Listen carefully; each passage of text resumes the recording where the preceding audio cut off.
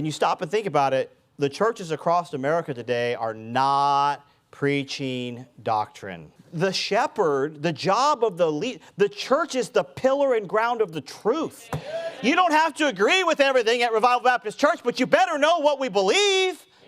We shouldn't be hiding. If we have to hide it, something's wrong. One pastor in particular, he would say this. You'd ask him a tough question, and he'd say, well, now I don't want the bologna to slide off your sandwich.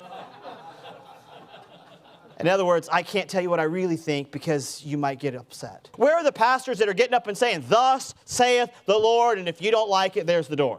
And we went somehow from discipling church members and growing them up to be pillars in the church and pillars in the home and pillars in society. We went from doing that to just trying to keep them coming back. You can come 10 years and we don't care what you know, just keep coming back. Just keep coming back. And the pastors are now trying to keep the church together rather than to grow a church.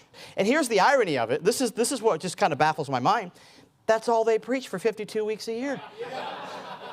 Salvation, salvation, salvation, salvation. And they're just praying that someone will come down the altar and get saved. And you still don't know what they believe about salvation. The shepherds are gone. The shepherds are feeding themselves, and then they're coming before the people and they're saying, no, everything looks great. God's happy with you. God won't judge you, neither will I.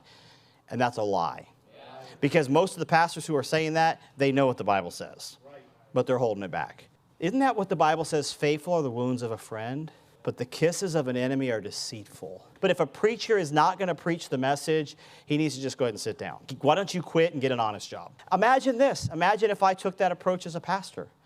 Well, Lord, if I preach that, we'll lose so-and-so. Well, aren't we better off losing so-and-so? Especially if their name's Greg Cameron.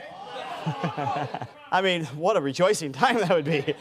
What is the subject? I've tried everything. But wouldn't we be better off as a church to be smaller and pure? Aren't we going to give an account not for how many members we had, but for how well we preach the truth?